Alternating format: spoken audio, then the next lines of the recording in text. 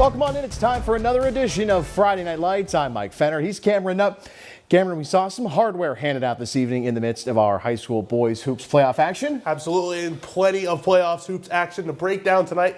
Let's start off with a 4A title game. Let's head to Slippery Rock University at Morrow Fieldhouse. It is top seed Cathedral Prep facing Sharon. Second quarter action, Ramblers storming back from an early deficit. Nando Merarkey the steal and the layup. Prep goes up 6, he had 11 points. But here comes Sharon's Derek Douglas with a mid-range jumper. Cuts the lead down, he had 21 to pace Sharon. More for the Ramblers though. Amari Horton had a big night. Wing jumper there goes down. Next, Michael Thompson, the follow-away jumper. That one's good. And then later, Horton another 3. He had 30 points to pace the Ramblers in a high-scoring game for Prep. Then Thompson, the leak-out layup. Finger roll finish is good.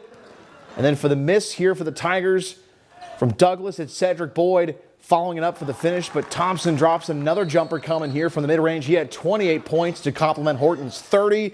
Prep simply too much. Shot after shot in the second half. They down Sharon, and the Ramblers get to enjoy the royalty of winning D10 4A. They take it 92-71 to claim the District 10 title. I'm just happy for the guys. I told them in pregame we had tryouts at 6 a.m. to be in this spot. So obviously we got what we worked for today. We'll celebrate it right now, and then we'll move forward this weekend. It's awesome. We've been practicing all week, the past 2 weeks, looking forward to this moment. So we got it. So it was great. It's awesome. That's what we look forward to, even from the beginning of the season, to accomplish things like D10. So. On the Plyler entry system scoreboard, Cathedral Prep tops Sharon 92-71 to win the District 10 4A Boys Basketball Championship. Amari Horton with 30 points, Michael Thompson with 28, Nando Merarkey with 11 points as well in the win. Staying in 4A in the third place game, it's Hickory 4 points better than Grove City. In the fifth place game, Farrell eliminates Oil City for the final state playoff spot 54-50. And also on the Plyler entry system scoreboard, McDowell at State College, the Trojans win in 6A. They move on with a 56-43 win. Let's go to the Haggerty Family Events Center. D10 Class A title game between Erie First and Youngsville.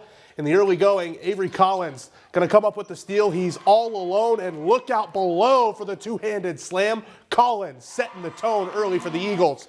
Moments later, Collins with another steal. He'll go all the way once again. This time he'll lay it in for 2. The Eagles start the game on a 16-0 run. Collins still not done. Here he uses the ball fake, drives to the basket for an easy lay in there. In the second quarter, he'd show off the range, off the pick and pop. He'll let this one fly from the top of the key. He's got it to make it a 33-14 Eagles lead. Collins would finish with 26 points on the night. Aiden Bloom didn't have a bad night himself. Pulling up from Cherry Street there. He's got it to pour it on. Bloom finished with 21 points on the defensive end. Tyshawn Tate with the steal. Looks up and finds Bloom yet again for another easy bucket. Colin Phillips wants it on the act. He catches this one at the top of the key, and the bank is open on a Friday for the 3. Collins again on the fast break, count the bucket and the foul, and Erie First Christian Academy handles Youngsville 75-38. They are the Class A District 10 champions. It means everything. I just want to give glory to God. We came together as a team this year, and we're just looking to keep going. It means a lot. We work very, very hard, and this is our second district champion title. We talk about this moment a lot. All of us work extremely hard. We play our roles to a T. Everyone executes. Really, it didn't surprise me the start that we had just because of the practices we've had the last 2 weeks. We have really prepared and prepared our bodies physically and mentally for a great game, and they came out and performed on the stage. Congrats to the Eagles on that one. In D10 2A final action, Lakeview and top seed Rocky Grove. The first game at Slippery Rock's Morrow Fieldhouse. In the second, Sailors down 1. Parker Montgomery gets the rebound and the layup plus the foul off the miss. Misses the foul shot, but seconds later makes up for it with a 3.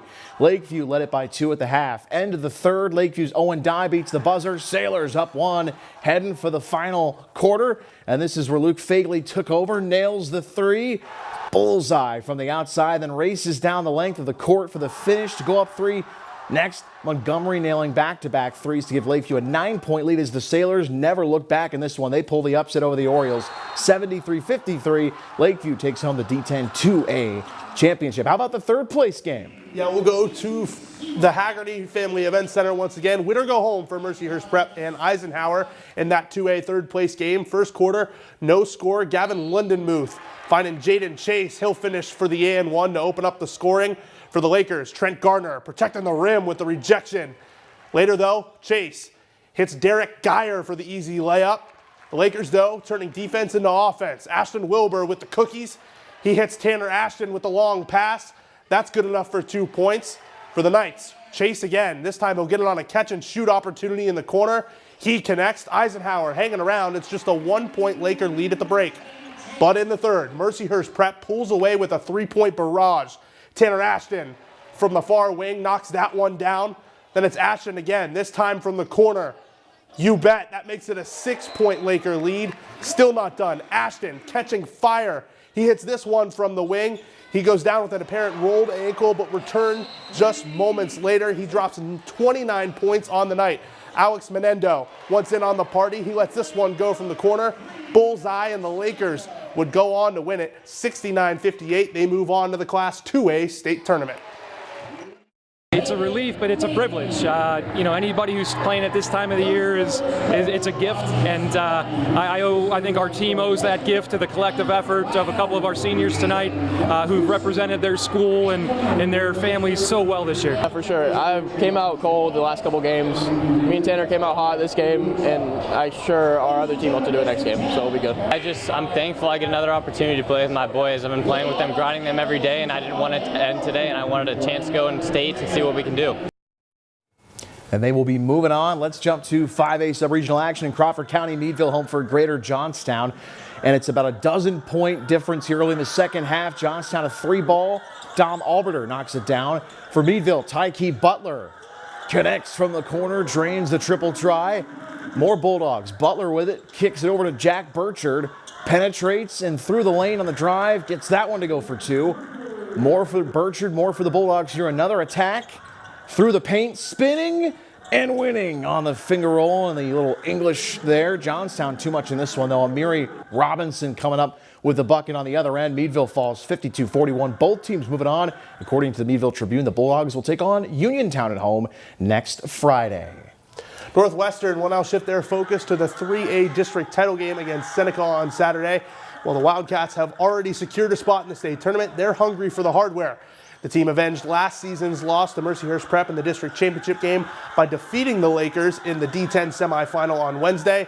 The Wildcats were once again led by a dominant performance from Michaela Presser-Palmer, who finished the night with 38 points, including this critical steal and layup late in the fourth quarter. Yeah, we know it's going to be a very tough game again, but there's like a relief off our shoulders because even if whatever the outcome is, we still get to play after. But yeah, we're going to definitely have to practice and work very hard. So I think if we just keep our emotions down and everything and just play how we usually play, we'll be able to do good. This is going to be a very physical. This is going to be a same kind of defense. They're going to try to take Michaela out of the game, and if we got our other 4 girls on the floor, got to step up and hit shots. If we can do that, we're hard out. Loaded Saturday on the girls' side in high school hoops for those playoff games. Let's take a look at what's on tap. A triple header set for HFEC. In the 2A third place game, Eisenhower faces Wilmington at noon. In the 3A championship, Northwestern takes on Seneca at 1:30. In the 4A final, it's Fairview and Harbor Creek at 3 o'clock. In sub-regional action, Cathedral Prep hits the road to take on Punxsutawney at 2 o'clock. In Class 5A and 6A, Erie's home for Alderdice at 1 o'clock as well. Coming up next, we'll preview a bit